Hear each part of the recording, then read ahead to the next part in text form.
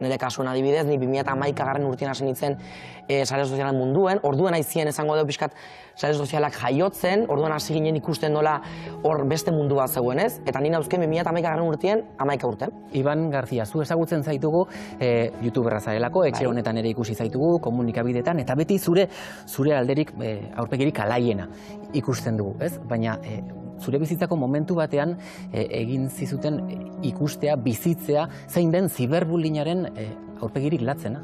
Bai, eta Jose Gorrak ezaten baita ere hori klasifikatzea ziberbullying bezala ez, hitzek badauke bere potentzia hori ez, eta askotan kostatzen zatie bai, ala zan. Ni hasi nintzen nien bideo egiten 2011 urtean YouTubeen, 11 urte nauzken, eta klaro, orduen normalena zen, 11 urteko ume batek, futbolien jolastie, mutil batek futbolien jolastie, bere lagunekin gehatzie hori ez, futbolien jolasteko, mutil normalak itxe zuten gauzek itxe ez, eta nien itzen hola, ni desberdinen itzen, niri gustatzen ziten, nire etxien egon, eta bideo grabatzie, kamera batekin, klaro, orduen hori izan gauze bat, bate normala etzana, etzun inork itxen, gauza berri bat zan. Orduen hor hasi nintzen jasotzen, bai internetetik eta baita ere, nire inguruko jendien gandik, jazarpen bat ez, arraro izate hori, desberdin izate horrek, jendie emateo albideratzea zuri kritikatzea, emate xola botere hori jendiei, zuri edo zer esateko, ez? Desberdina zehalako. Iban, eta zer esaten zizuten?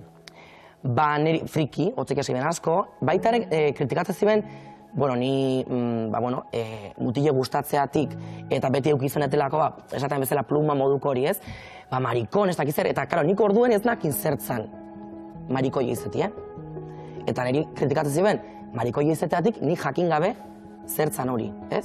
Eta hor baita ere bai daula beste gai bat, ez? Eziketa hori guztian dola jasotzen dugun eskolan.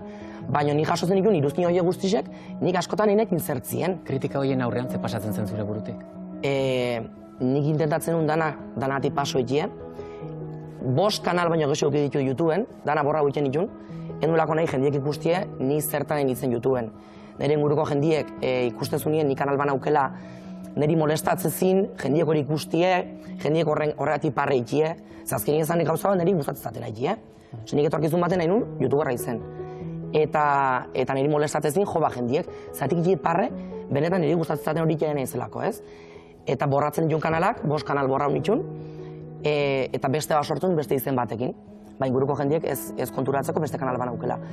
Beti konturatzen ziren azken finean, eta egun baten inun txip aldaketa bat.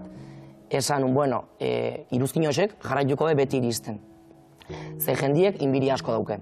Jendiek ikusten nien pertsona bat pozik dagoela, askotan inbiri xati bakarrik, intentatzeu pertsona hori zapaltzie, zuk ezki hori mazadeu, ze batiz bat, askotan heiterrak, sarozketzerako heiterrak, bulin hori ike gubenak, askotan nire pertsonak, inbiriz jositako pertsonak, behaien bizitzak guztua ez dauden pertsonak. Erasoien aurrean, gurasoei kontatu zenean?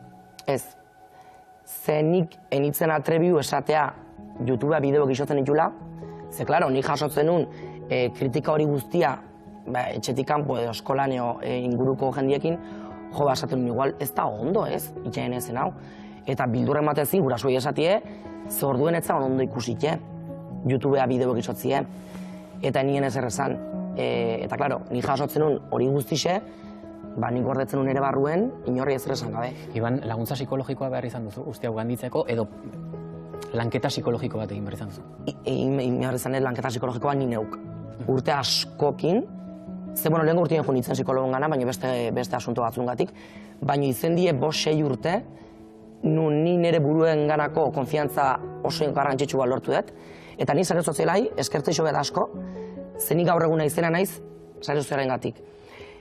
Gaur egun kritika asko jasotzik ditu haindik, ze gero eta zenbakia ondixo duki gero eta kritika asko jasotzik duzu, baina ja jakin dut kudeatzen hori guztixe eta jartzen ere aurrien pareta bat, kritika hori guztiak ez afektatzeko. Baina lan handixe izen da, Adin txikiko askok dute egun TikTok kontu bat. Zu ere, 11 urterekin hasi zinen. Uste duzu, ume horiek badakitela zer dakarren TikTok kontu bat izatea? Ez. Ze oso abariziozue da, TikTok. Izita asko jazotzik oso azkar, orduan umiak baita ere ikuste, nire bideu dauzke 10.000 bizita. Ze ondo. Claro, baina 10.000 bisita horien atzien, jende asko dago, iruzkin asko daude, eta behaixek ez die konstiente, ni ditzen konstiente. Nik isotzen nuen, eta zama bisita ze ondo. Baina gero datoz kritika asko, jende asko dago hitzekien horren inguruen, eta ez die konstiente, isotze ben hori guztizezuk, publikatzeko botei ematzen zezuz momentotik, kontrola galtzezu. Bideo hori, ja ez dago zure askuen artien, dago sarien, eta edozeinek, edozein momentutan, edozein tokitan ikusi leike. Bideo horren ganatik itzein, kritikatu, eta gero ez daude prest jasotzeko horre dakarren guzti hori. Eta ze paper uste duzu jokatu behar dutela gurasoek? Kontrol bat.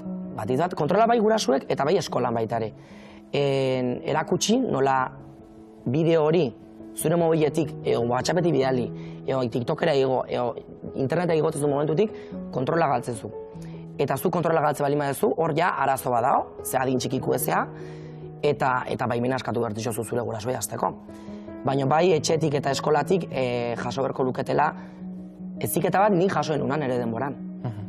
Zer esango zenioke, oraintxe bertan, agian ikusten egongo da. Ziberbullyingaren biktima den pertsona bati.